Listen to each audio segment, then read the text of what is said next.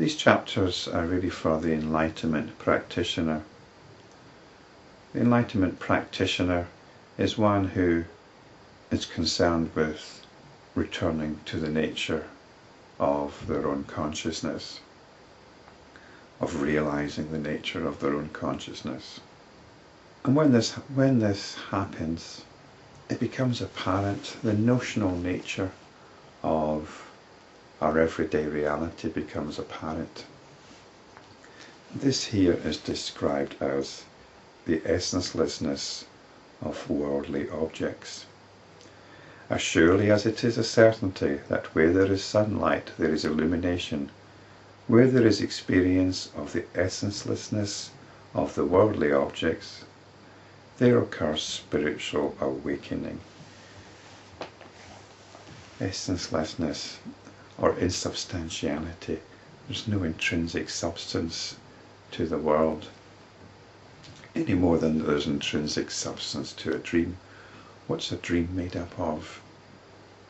We'd say the physical world is made up of the elements. Traditionally there were the four elements of earth, air, water and fire, but now we've got our periodic table, and we'll say that there's a limited number of elements which everything's made up of. Our brain creates our sensory experiences, just as it creates our dreams. We like to think that our sensory experiences are based on interpreting something which is out there. When you look into it, there's no basis for that assumption, any more than there is in a dream. Our dream eyes work exactly the same as our physical eyes, because there's no difference between the two. So when you turn to your own awareness, your own consciousness, this can happen because you realize the insubstantial nature of the world, or because you realize the reality of your own consciousness. And your own consciousness is not your consciousness, it's consciousness, because you are also part of the notional reality of the world. The only reality here is that the supreme essence of cosmic consciousness dances in every atom of existence. We're not rejecting what appears to us. We're not rejecting the world appearance. We're rejecting ideas about it. The world appearance is the stream of experiencing. It's what's happening. It is reality. But when we make notions about it, when we start talking about it, we have to make notions about it, concepts about it, and this concretizes it for us. But it's just consciousness. Consciousness is awareness, awareness of the stream of experiencing, the awareness of the field of experiencing. Is no different from the field of experiencing. Who can measure the immeasurable or count the infinite? It's infinite. It never stops. There's no beginning or end to it. This delightful cosmic dance that you see in front of you, Ram, is but the play of the infinite consciousness. There's no rhyme nor reason to it.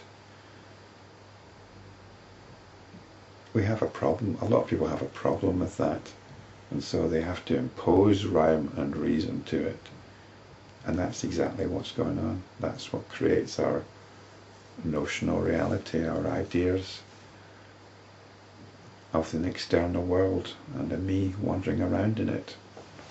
The sleeping person, when he's not in deep sleep, becomes the field for the play of dreams.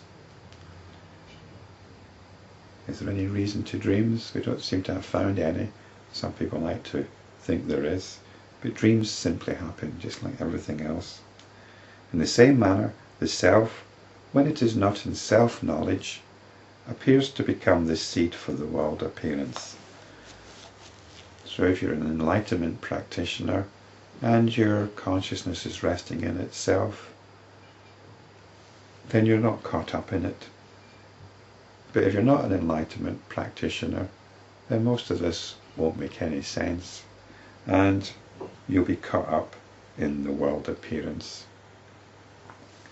Contemplate the self and live in the waking state as if fast asleep, free from psychological distress. So contemplate the self and live in the waking state. Your attention rests in itself, and this is the anchor for your life, for your waking life. When the attention is not resting in itself, when it's getting caught up in feelings, emotions, notions, then this leads to psychological distress. This is suffering and sorrow.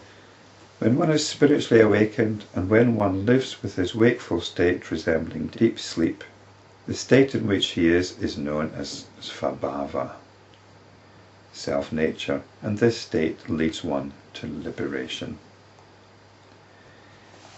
I think it's a little bit confusing or misleading when it's likened to deep sleep. It just means you're not getting caught up in dreams. And svabhava, it means becoming more and more established in the realization of the essential self. One who is established in Brahman and who does not see a distinction between Brahman and the world lives in this world too, without creating a division between subject, object and predicate, and therefore without a sense of doership. There's no subject, there's no object, there's no cause and effect. In his eyes everything appears as it is, and there is neither unity nor diversity. These are unity and diversity are notions. Everything is happening, and there is natural engagement with what is happening. An imaginary city is imagination, not a city. This world appearance is appearance, not the world. The reality is infinite consciousness, or Brahman.